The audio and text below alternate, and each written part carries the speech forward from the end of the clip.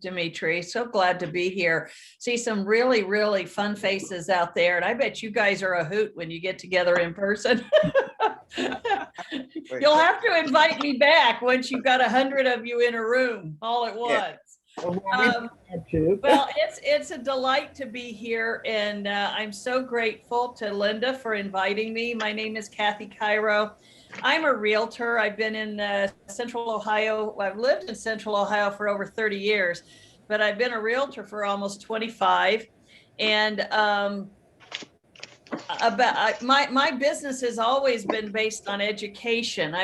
My mom's a teacher, and I've always felt like the best prepared client was an educated client who really knew the process and knew what was going on. So I've built my whole business on doing seminars, home buyer seminars, home seller seminars. And, we had a recession here in Central Ohio between 2005 and 2012, really.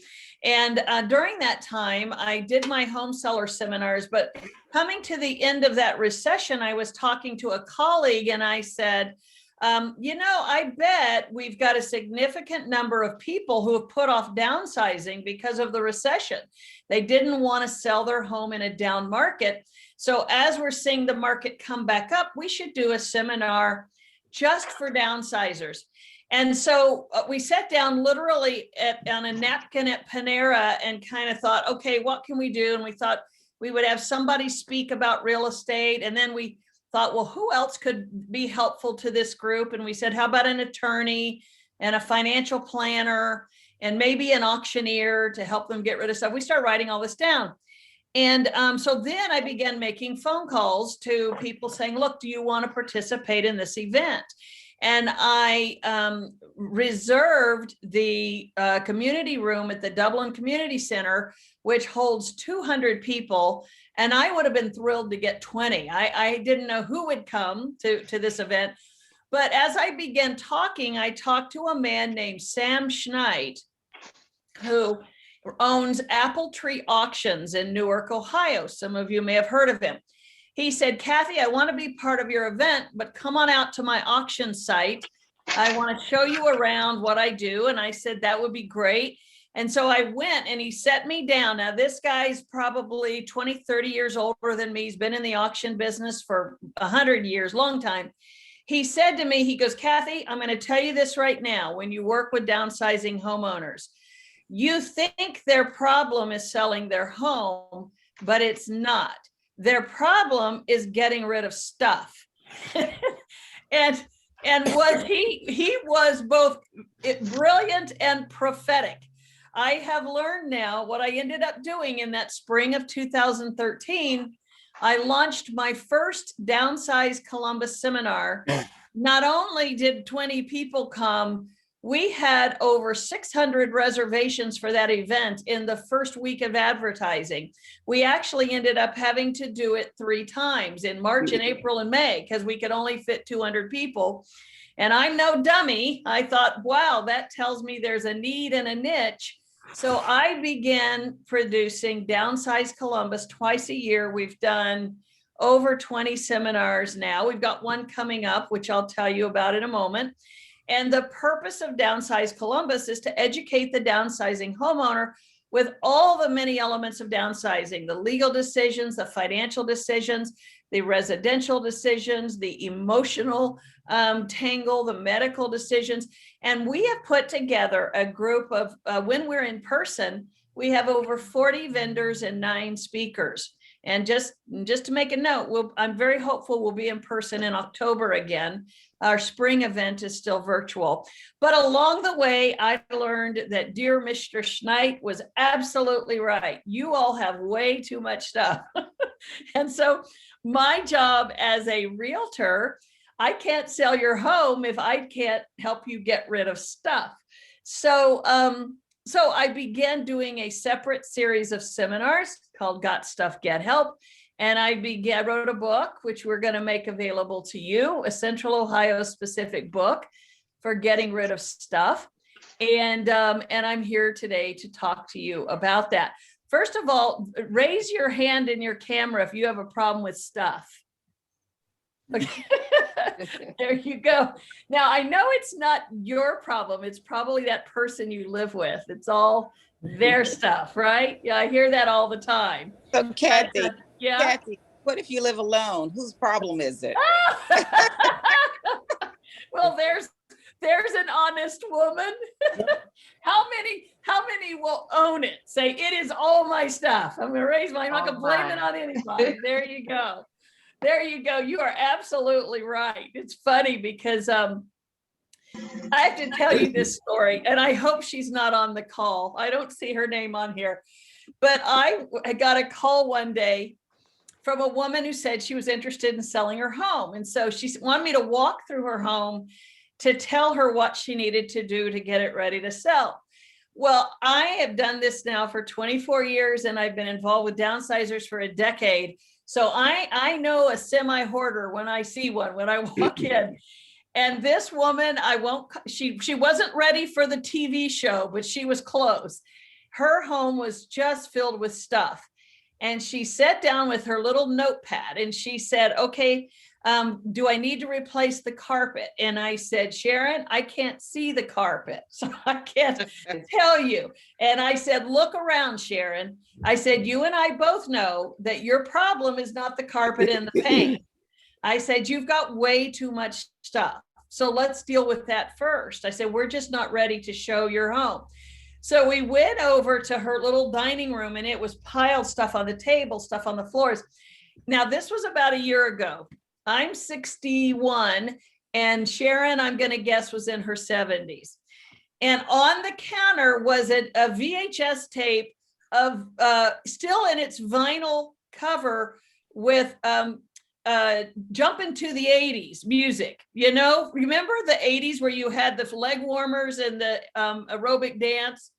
So I picked it up and I said, Sharon, I know I'm not going to use this.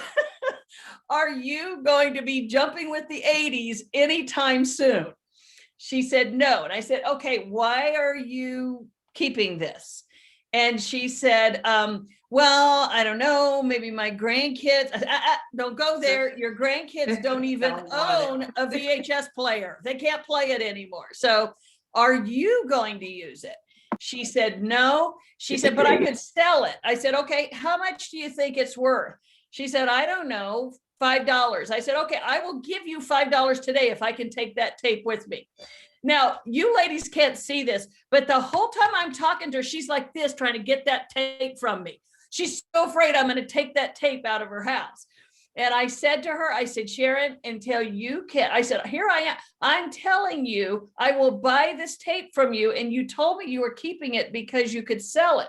Now I'm offering to buy it and you won't sell it to me. So let's be honest, you're not going to get rid of this stuff. So we actually laughed about it. But the truth is, it's not funny.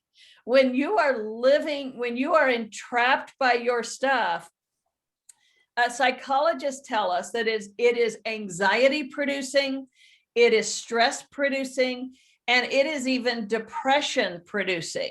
And it doesn't mean your house has to look like the TV show Hoarders. It means if you have so much stuff that maybe some of your rooms or areas of your house you can't use them as you intend to, or it's constantly in the back of your mind that you need to get rid of this stuff, or if your stuff is keeping you from making major decisions like retiring or moving to Florida or getting a smaller home or anything like that, if the first thing you think of is, I've got too much stuff and I just don't want to deal with it, then you've got a problem with stuff.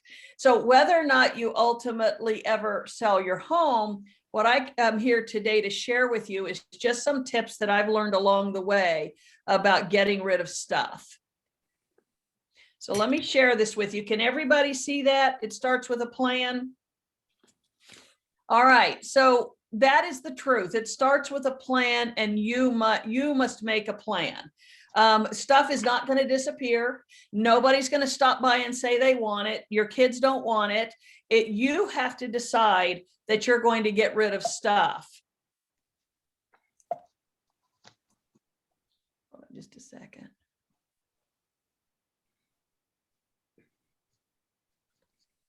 So the number one enemy of decluttering is procrastination.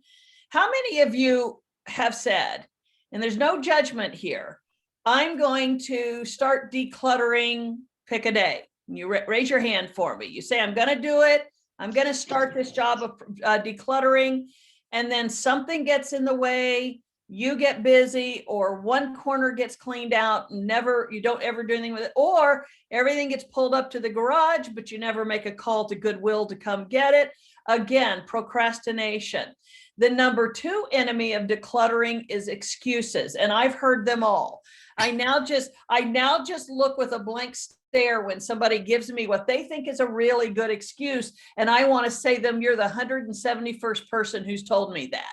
That there are a lot of excuses for not decluttering. In fact, I'll show it to you. I've got a slide here. I'll show you. I'll tell you what the top 10 are in just a minute, and you'll probably hear yourself. But did you know that over 40% of Americans who have a home with a garage do not use it to put their cars in? It's like this garage in the picture. They use it to store their stuff. I just got back I was in Texas over the weekend. I had a nephew that got married, and you know, in Texas, they don't have basements. If some of you may have lived in the South before where they don't have basements, or on the coast. And I looked at my friend I was staying with. I said, what do you do with all your stuff? And she goes, nobody puts their cars in their garage. It's all of their garages are full of stuff. So here's the top excuses that I hear all the time. I will start tomorrow. There's always another day. The second one I hear all the time, my kids want my stuff, and my kids your kids are all looking at me, shaking their heads, saying, no, we don't want mom and dad's stuff. Many people think it's valuable.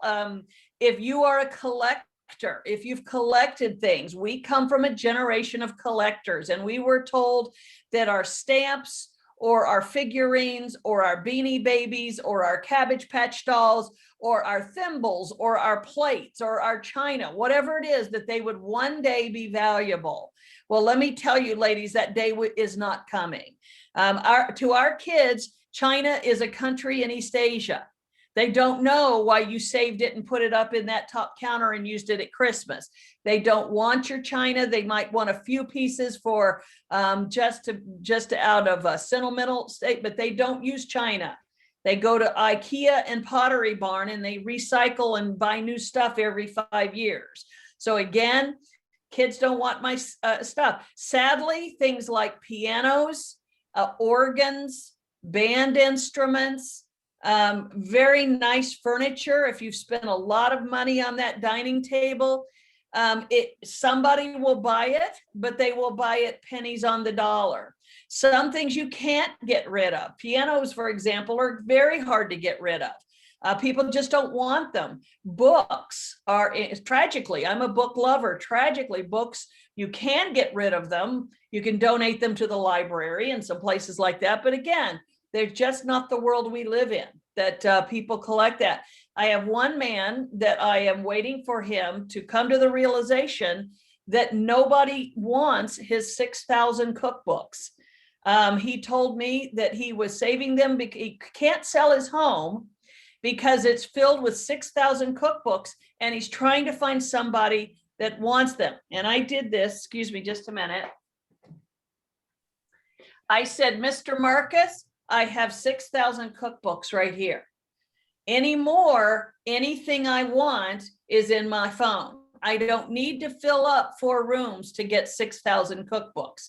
But again, in his mind, there's value. He's collected them, and he's just not willing to let them go. Someone can use it. Well, if someone can, give it to that someone. Don't keep it in your basement believing someone can use it. I don't just want to throw it away. Well, the harsh reality is some things in your house need to be thrown away, but if they are usable, good items, don't throw them away. Use it for an opportunity to donate it. Big thing, I will use it someday. Okay, if you didn't use it in the last 2 years, someday's not going to come. And so one of the things we'll talk about in a moment is making a practice of every year going through your closet every season. I do it twice a year, spring and fall. I look at everything in my closet. If I didn't wear it in the prior season, I donate it. If I think I'm going to lose weight, I tell myself I'll reward myself when I lose weight with new clothes. But the bottom line is go through your closet twice a year and donate it. Another thing I see a lot of when I go in homes is kids' things, babies' things, baby toys, baby clothes, baby bouncers, all the things we used. And we're sure that our kids or our grandkids are going to need it. Again, if they do, tell them to take it, but very likely they're going to get all that stuff themselves, and it will be newer and better and high tech. And the little walker probably has an iPad on it now for the kid to use. So anything you have may not be, or probably is not what your kids will want. It's too overwhelming. Now, let me tell you, that's a very, very good excuse. It is overwhelming. It's incredibly overwhelming, which is why I'm encouraging you today to get started, and we'll talk about it. It's my spouse's stuff. I can't do anything with it. Again, that's a good excuse. And I've seen that in reality. I've seen it where one party in a household is ready to get rid of stuff and someone else says simply no, they won't do it. We'll talk about that in a moment. Some people tell me, you know what, for now, I'll just put it in the basement or the garage or in a back room or whatever I'm going to do. Again, if it's an item that you have not looked at or used in a year, I'm going to tell you to move it, and even move it to the garage, but move it somewhere with the purpose of getting it out of your house. So let's talk about some of these. First of all, it goes back to the first thing I said to you. You've got to have a plan. If you don't have a plan, it will not get done. It's not a fun thing to do. It's like saying that I plan to go to the dentist for a root canal. If I don't call and make the appointment and have to be there, or if pain doesn't make me force myself there, it will never get done.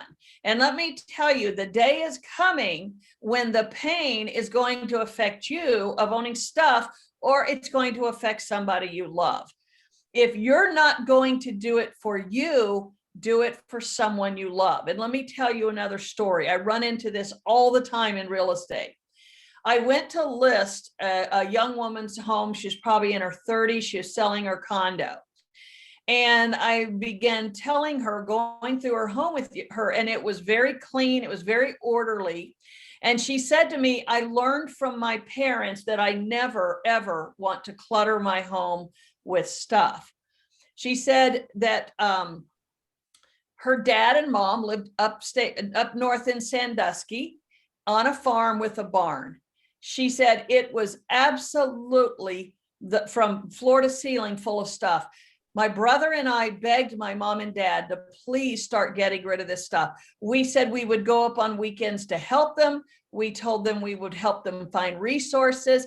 We begged them to help us. They never did. He goes, my dad died a year and a half ago. And she said, we are just now 18 months later getting their house cleared. She said, Kathy, I have spent every weekend driving up and down 71. It has affected my finances. It has affected my work. It has almost cost me my marriage. And when I should be grieving my mom and dad, and I'll say this to you the way she said it to me, I-71, every time I drive it, is like my dad's middle finger at me, because he said, I'm so angry that this has cost me this, because my parents did not take care of it when they should. I wish you could hear how many versions of that story I've told. Right now, today, I am waiting for a couple in Amanda, Ohio, which is just south of us. They are taking a home which belonged to their dad, and they are having to have it bulldozed to get rid of all his stuff.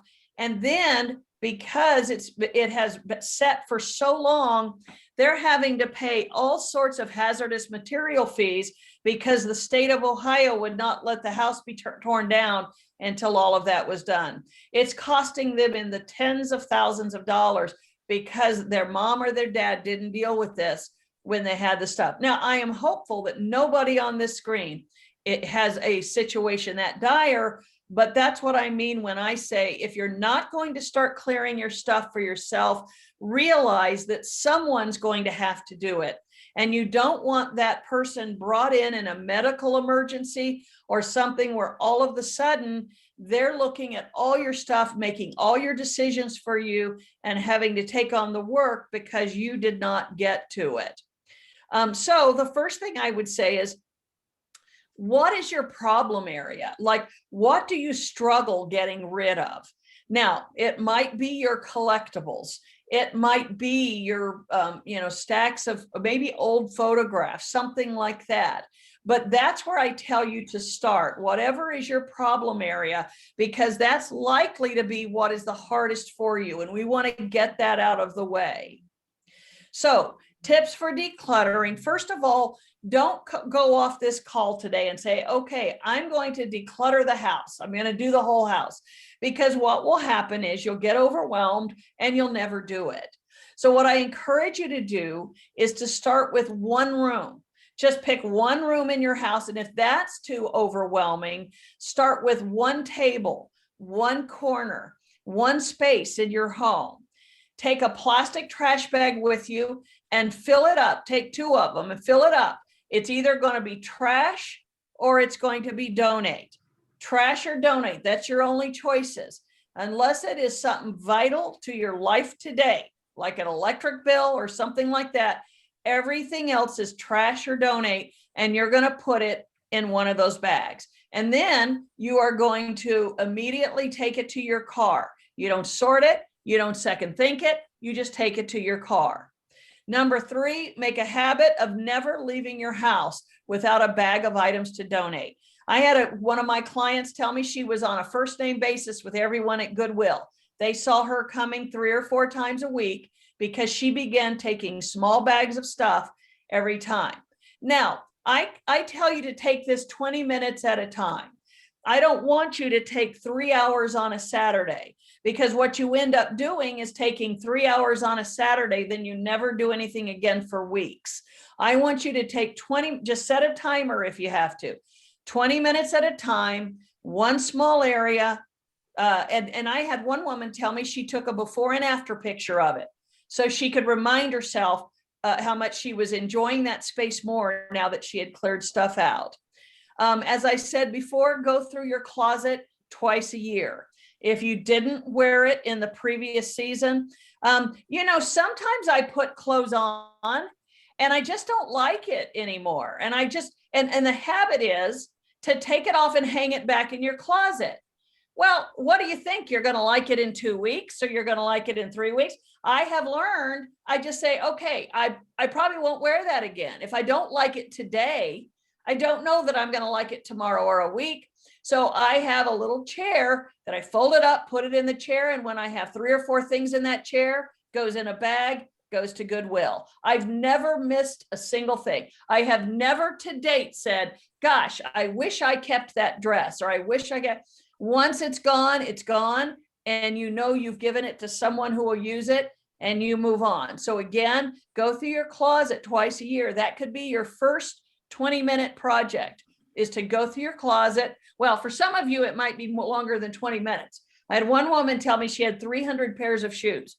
I told her, by the way, statistically, most women have in the United have 37 pairs of shoes, and they regularly wear 5 pairs. So what's happening to the other 32 pairs? Generally, it's collecting dust. So again, and I won't ask for you to raise your hand if you have 37 pairs of shoes, but again, that's quite typical. Be creative. If you have things that you say, gosh, I don't ever use this, but I really don't just want to throw it away. And I'll give you an example. I had a woman who had she was a military wife, and she used to go to a lot of black tie dinners, with her husband. Now, number one, she said, I can't wear them anymore. But number two, they're very expensive when I bought them. And number three, I just don't want to throw them away. So she got creative and she called and found out that Otterbine's theater department wanted her dresses. They said, we could, we won't come pick them up, but if you'll bring them to us, if they're clean and on hangers, we'll put them in our costume department. We will use them when we have various theater productions. So she felt much better about getting rid of those dresses, knowing that they would be put to use. In a moment, I'll talk to you about my book that has resources for getting rid of stuff. The vast majority of them are not throwing away. The vast majority of them are taking your stuff and putting them to use in some way and helping some part of our community. So you don't have to feel like you're being wasteful doing that. Furniture is another item that's in dire need in our community.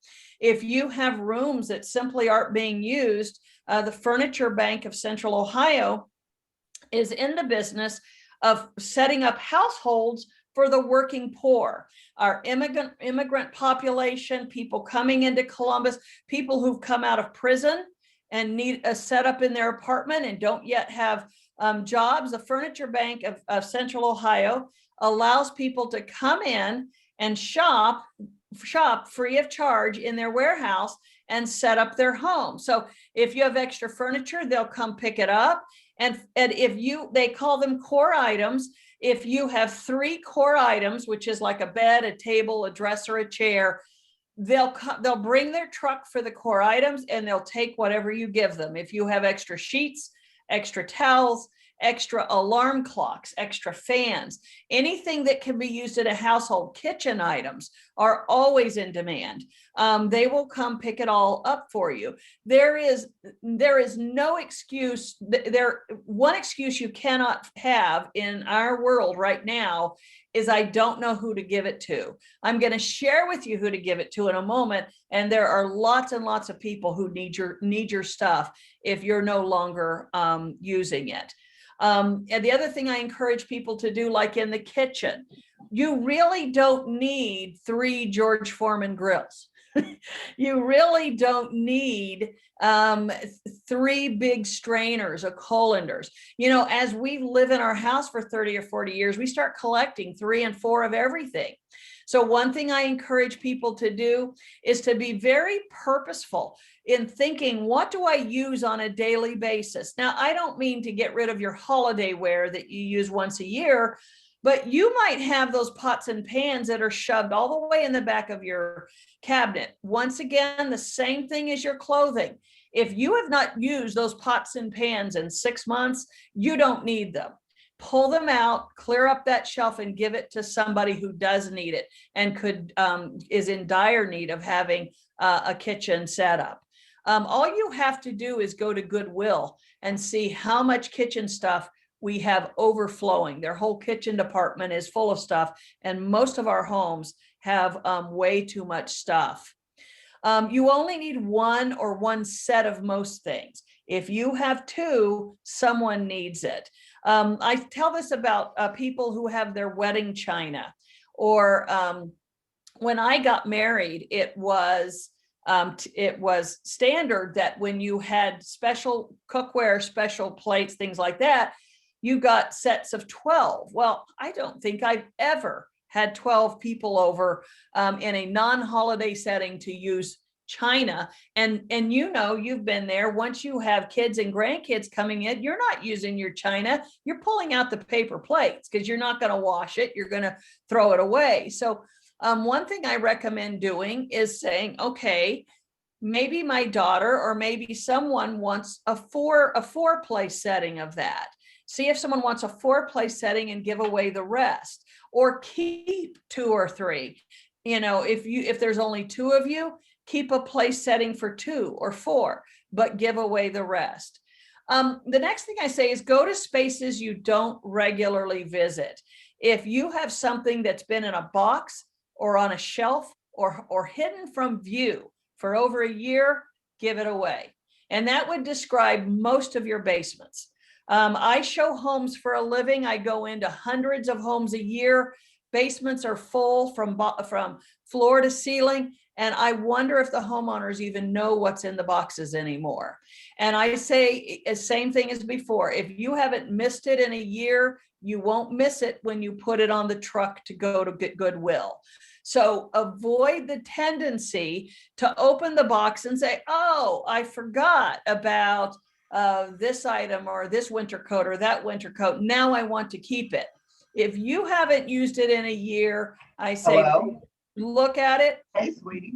Make sure that it is not a valuable item. In other words, you don't want to give away any important records or family pictures or things like that, but you want to put it somewhere to give it away. Arrange for pickup. Put it on your calendar. Most of these places will say we're in the South Columbus area every Thursday, or the second Friday of the month, we go through Groveport, or the first Friday of the month, we go through Hilliard. In other words, most of these places that have truck pickup have regular days in the month when they're going to be in your area. Find out every month when it is, put it on your calendar and do it backwards. Instead of finding something and then finding a place to give it away, put it on your calendar that the Kidney Foundation or Veterans of America or someone's going to be at my house this Thursday. Oh yeah, I need to have boxes on the porch, and take stuff out for them to give it away. The other thing I say is use the holidays to clear the home. People always say I'm saving stuff for my kids. Okay, the next time your kids are here, give them 2 weeks notice. Say, I know you're coming here for Christmas. I have all your stuff in the basement. I want you to pick it up and take it with you. So you might want to rent a truck on this visit or be prepared to take it. And if they don't, throw it away. If they don't want it enough to take it with them, you don't want it enough to keep it in your basement.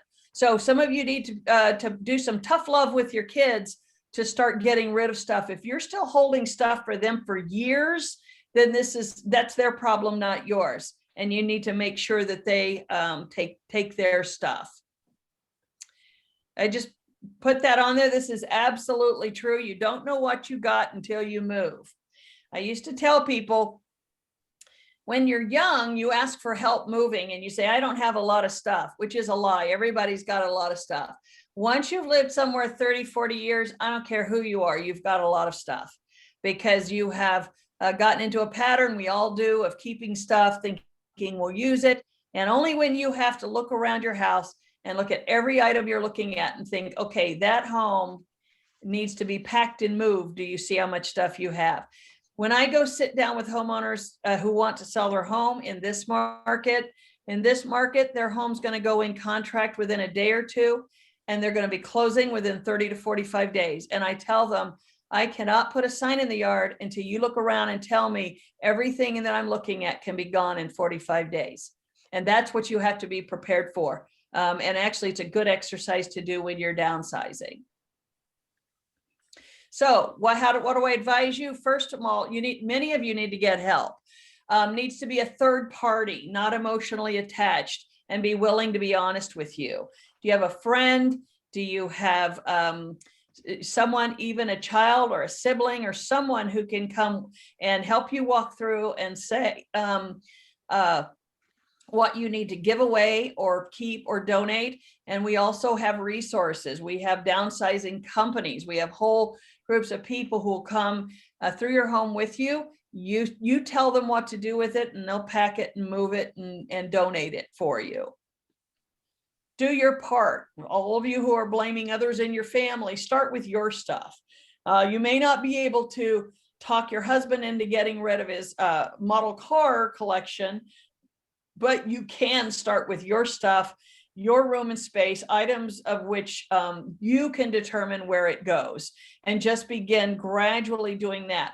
There is an estimate that it takes 1 week for every year you have lived in your home to downsize. And I think that's being generous. I think that well, from me talking to people, in average homes with an average amount of stuff, it can take 2 to 3 months to get rid of things. So again, it starts with a plan You have to realize this is not likely to be done in a weekend, but you're going to put a plan together, put it on your calendar, begin a step-by-step process. The clock is ticking. This is very important. Recognize the day will come when it's no longer your choice. One of the speakers at our Downsize Columbus seminar is an attorney. He's an elder care attorney. He said one of the hardest but most frequent meetings he has in his office is adult kids who are meeting because a medical crisis has happened with one or both of their parents, and they are in a crisis mode to make decisions quickly. Now, that's not a good way to make legal decisions. It's also not a good way to make decisions about getting rid of your stuff. I didn't put it in this presentation, but I have often used as an example a couple that I sold a home to in Columbus. Her sister lived in Michigan. If some of you have been to Downsize Columbus, you might have heard this story because I've shared it. Only two siblings in the family, Columbus sister and Michigan sister. Michigan sister goes in for a routine medical operation, thinking she would be home the next day. I'm not quite sure the details, but she ends up passing away. So brother-in-law and her sister come up from Columbus and are responsible for clearing her house. I mean, she left it the way she left to go to the hospital that day. Toothbrush is still on the counter. The newspaper is open on the kitchen table. And again, took them 6 months of trips back and forth to Michigan to clear the house. What her sister told me was the most difficult thing. She goes, is absolutely physically demanding. It was financially demanding. It took up our weekends and our spare time, but I love my sister. I was willing to do it. The hardest thing for me was I didn't know what she would have done. I didn't know what she wanted to do with these items. And I was having to make decisions that I wish she would have made because I would have felt much better about it. She goes, we ended up calling a junk company to just come clear her house. And she said, I'm sure that we got rid of things that she would have wanted to go to specific people or specific places, but we just didn't know. And we didn't know who was important to her. We didn't know what she wanted. So again, you don't want to get to that point. And we are all at the age, and if you're over 55, God willing, you've got years and years of good health. But let me share with you the next thing. Peter Walsh, who has spoken at some of my events, says this: get rid of the trash to make room for the treasures. And by the way, the things are rarely things, they are people. And that's true. When you are not consumed with your stuff, you can focus on your people. This is what we have learned. And I've learned this through almost 10 years now of working with downsizers. There is a window of opportunity to begin decluttering. When you are age 50 to 60, most of us can handle the work of decluttering. Most of us, if you are blessed with good health, you can still lift and carry. You can still make multiple decisions. You can still sort. You can still drive. You can still go to Goodwill. You can still get online and make decisions. Most of you can handle the work of decluttering. What we found is when we get age 50, 60 to 70, physically, it becomes more difficult to pack, move, lift, and sort. You just physically can't do it anymore. You have boxes in the basement, you can't get them up the stairs. You have boxes in the attic, you can't get them down. You have stuff on the second floor you want to donate, but you can't get it to the first floor. And after a while, you're tired of calling your grandkids, or your kids and grandkids may not live in the area, they can't help you. And so it becomes physically more difficult. Let me tell you what else too. It becomes mentally more difficult. Every one decision is broken down into 5 decisions. Let me give you an example. You have a bed. I'm going to turn this around because I want you to see this. And excuse the mess, but I've got a seminar tonight and it's spread out all over my bed. Okay, let's say I want to get rid of that bed. Okay, all it is one bed. Okay, so what I do is, that's only one decision. I just want to get rid of a bed. Okay, let's start with the pillows. Who takes pillows? Most people will not. There are state laws against taking pillows unless they've been cleaned. So then you have to decide, am I going to clean those pillows or just throw them away? Well, it's the guest bedroom. They're brand new pillows. I hate to throw them away. Okay, so I'll take them to the dry cleaner and have the dry cleaner clean the pillows, and then they can be tagged as clean, and I can donate them. Okay, what about the comforter and all the decorative pillows? Okay, well, those are brand new. This is the guest room. It's already been slept on. I don't want to just throw those away. Okay, so I will put those in a package and donate those. So that's a trip to Goodwill. But wait a minute, it's really nice. So maybe those could be sold on eBay or at auction. I have to make a decision whether, or I remember my sister really liked that comforter. So maybe I'll pack it up and give it to her. But when she's not coming to Thanksgiving. So where am I going to keep that comforter and pillows until she comes? Okay, that decision's made.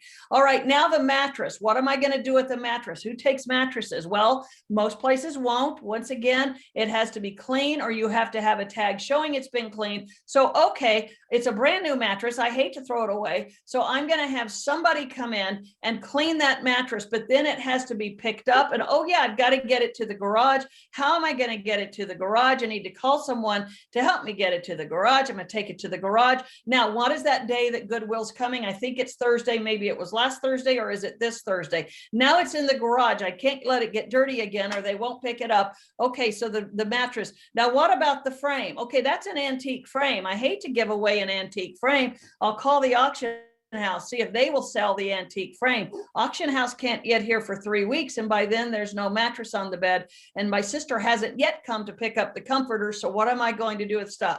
Okay, you get my point. That's one bed that has to make decision. You get to the point when you're 60 to 70 that kind of mental gymnastics is extremely difficult. And the phone calls that have to be made, and the getting online, and all of those things have to be made. You see why people put it off, and you see why it's overwhelming, and you see why people say, I just don't want to do it, because it isn't as easy as saying, I have a bed, do you want a bed? You know, it's not that easy. Then we move on to age 70 and plus. This is where I find most people can't do it. They're just to the point in their lives that they have health issues. They may have physical limitations. They may have mobility limitations. They can no longer do it. And this is at the point that you are now at the mercy of whoever will do it. And you are putting yourself in the position of having to ask loved ones to do it. We don't want to get there. We want to have made those decisions, or if you are there now, very likely you're going to have to call in a third party to help you. Decluttering a home is physically, mentally, and emotionally difficult. It gets more difficult as we age, so you want to start right now, whatever age you are getting that going. Now, one of the things I want to offer to you, and we're going to have a question and answer period here, Linda, if you're set up to be able to do that. But one of the things I want to offer to you is I've written a book. It's called Got Stuff, Get Help. Hold on, let me grab a copy. This is a book. It's over 100 pages. And what I've done is this is a Central Ohio specific book. And it has in here, I have tabs that have sell it, donate it, move it, organize it, junk it. And in there is you turn to the tab and it gives you everything from wedding dresses to pianos to furniture, how to get rid of it, who will take it. In addition to that, Peter Walsh, some of you might remember him from the TLC show called Clean Sweep. Peter Walsh is a good friend of mine. He's written some of his decluttering tips in here. And then I've written several of my blogs of stories I have of working with people in the sale of their home. So again, I have given Linda a box of these books. And if you buy these online, you have to pay price plus postage plus tax and shipping. I've given them to Linda at my cost. So if you buy them directly from Martin Luther King and your organization there, you'll get a better deal on it. But if you just want to go online, it's downsizecolumbus.com and and get a copy of that. I don't, especially with you guys, because I'm giving it to you at cost. I don't make a ton of money on this. I just say this is a helpful guide for those of you who want to start getting rid of stuff. It gives you those resources here in town that will help you do that, that want your stuff. Finally, I want to tell you about Downsize Columbus is coming up. Gosh, it's hard to believe. On April the 18th, that's a Sunday afternoon, and it's a week, a little over 2 weeks, a little under 2 weeks from now. We are doing a virtual event one more time. So if you have interest in signing up, you go to downsizecolumbus.com and click on the register here. Once again, we have 9 expert speakers. It's about an hour and a half, but we're going to give you a lot of downsizing resources to help you. But we have legal, medical, financial, and again, it's free, doesn't cost anything, but you must register because we need to send you the link. So if you have interest in joining us for Downsize Columbus, it's coming up a week from this Sunday. And then, of course, I do this to make a living. I do sell houses. So if you have interest, if you are in the market to sell your home, this is an incredibly good market. You'll never do better than you are right now in the sale of your home. And I'd love to help you. What we do offer is a free in-home analysis of your home's value and resources for your move. It's no pressure. We're not going to bring a lockbox with us. Remember, I said at the beginning that you have to have a plan. This helps you do the plan. I come in and sit down with you. We go over the value of your home. We talk about the process and the plan.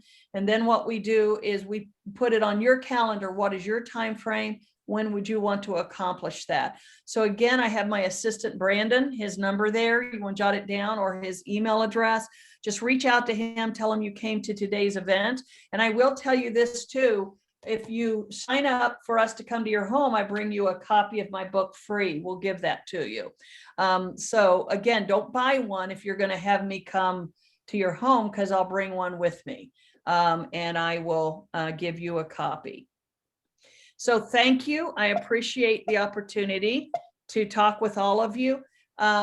Any questions? I don't know if you guys can unmute yourself, or Wapa, do you have any questions about downsizing or the real estate market or anything I can help you with? So Linda, Yes. can I start? Mine is not so much a question. Can you hear me? Always wonder. I can.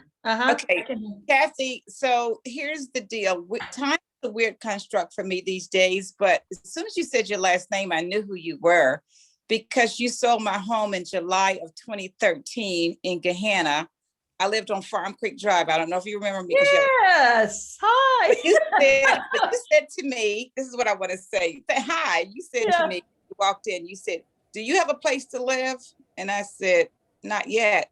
You said, find a place to live because your home's going to sell fast. It did too, didn't it? And it sold like in 2 weeks. And it was, and you, I guess I had decluttered because you didn't say anything about the clutter. So I guess I had decluttered, but I just want to endorse you to say she's very good. She sold the house across the street from me in 3 days over list with the bidding war. She sold my house at list in less than 14 days. So I know she's very good. So thank you. Thank you, Dimitri. And that's the best commercial I could give as someone that's been here. And I'll tell you, this is a market. I was talking to Linda before some of you came on. I never twist anyone's arm to sell their home. But what I tell you is, if you're already thinking that in the next couple of years, I'm going to want to sell, you want to jump in now. I will say this is, and I'm not exaggerating, this is an historic opportunity. We have so few homes on the market that every home out there is going out at tens of thousands of dollars over list price. The buyer is giving absolutely every concession to the seller, including being able to stay in your home for a month or two after closing. And when this market is gone, we will not see it in our lifetime. It's a quirk in our economics, combination of economics and COVID and everything else. So yeah, it is we've been in this market for 8 years. So when Dimitri sold her home, we were in it, but it is if I can say it's even worse, I mean, it's even worse for the buyer. It is better for the seller today because there's so few homes on the market and so many buyers out there that want homes. And just another plug, I am having a home seller seminar tonight at the Marcus Cinemas in Worthington. We have a group of 50, 60 homeowners come where we're going to share with them the reality of the market. I think there's still room to attend that. That would be at my other website, ourohiohome.com. If you go to ourohiohome.com and click on the seminar for tonight and register, we are limited because of COVID. It's a 200 seats a theater, and I think we can have 95 people there. So I do believe we still have a little bit of room if you want to attend that seminar tonight. So anyone have questions? Kathy, Yes. I just want to say I moved here from Atlanta, Georgia last year, but this is my hometown and I would visit at least 2 or 3 times a year. And I have attended one of your seminars. So when I was ready to move back here, I took your advice. The only thing I didn't know is where I was going to live when I got here. So I still bought too many things, but I'm going to do your 20-minute thing and go down in my basement and spend 20 minutes on a box and get rid of it before my kids have a stroke. Well, Wendolyn, I'll tell you this, that I get that question a lot. People will say, well, I don't know what to get rid of because I don't know where I'm going to live. Well, if you tell me what your price point is and what you're looking for, I can tell you where you're not, maybe not exactly where you're going to live, but I know what you're going to have in terms of a home. And most of the time it's 1 living area, 2, maybe 3 bedrooms and a kitchen. That's it. I mean, for most of us downsizing, and if you're going into a retirement community, you're likely going into 700 square feet. So, really it isn't difficult. I should put that as one of my excuses when people say, well, I don't know where I'm going to live. You may not know exactly where you're going to live, but we can pretty well define what you're going to move into, which is a smaller space. And you're going to be likely between 700 square feet if you go to a retirement community, up to maybe 1,200 to 1,500 square feet if you go to an apartment or a small home. So when you start defining it like that, it does become pretty clear. And a lot of condos don't have basements. They might have a garage or 2, but they don't have basements. So just kind of, you think everything in my basement, I'm not going to have a space for. I need to, declutter. Well, I did exactly what you said. And my basement, I hired a company to come in and I told them to clear out my basement. Don't show me anything because I know if you show me a box, I was like, oh, no, I want to keep that. Exactly. I had to have the sanitation department come with a claw truck to pick up. I walked it out of my bedroom window because I knew if I was downstairs, I say, oh, my old bowling bag, I want that. No, I can't pick up a bowling ball anymore. So everything you've said is right on the money, right on the money. I had 30 years in the there are companies who will come in and let me tell you, they're not cheap. So you don't, if you can avoid using them, do. But in the book that I have, the Got Stuff, Get Help book, there are companies that are organizing and what they call senior assist companies who will come in, but you're talking thousands of dollars to clear a home because you're talking 3 or 4 people working 8 hours a day, sorting, lifting, moving, giving away. I recently sold a home in Worthington where the adult daughter was clearing it for her mom, and her mom didn't have any more stuff than all of us, but it was a big home. And what Pam did, she called all her siblings and she said, I'm putting the home on the market in 2 weeks. So come in the next 2 weeks, take whatever you want, whatever's still there. The Friday before I list the home, I'm having a junk hauling company come clear. And honey, they did. They came in, took them 4 days. First of all, family members came, took what they wanted. Then the junk hauling company came and took it all out. And she said exactly what you did, Wendolyn. She said, if I'm there, I'll get emotionally involved. I'll think mom liked that, or someone gave that to mom for Christmas. I don't even want to be there. She said, just take it and get rid of it. And boy, it was a lot of stuff, but you know what? She had that home empty in 2 weeks with all, taking all that stuff out. Kathy, Yes, ma'am. we're running out of time, and Okay. I don't want to interrupt you, but first of all, I do want to thank you. The presentation was motivating, and I'm going to focus 20 minutes a day or a week. Good. But I did also want to tell everyone that if anyone's interested in the book, I'll be at the complex Friday between the hours of 10 and 2. If you'd like to come and pick the book up, I'll be there.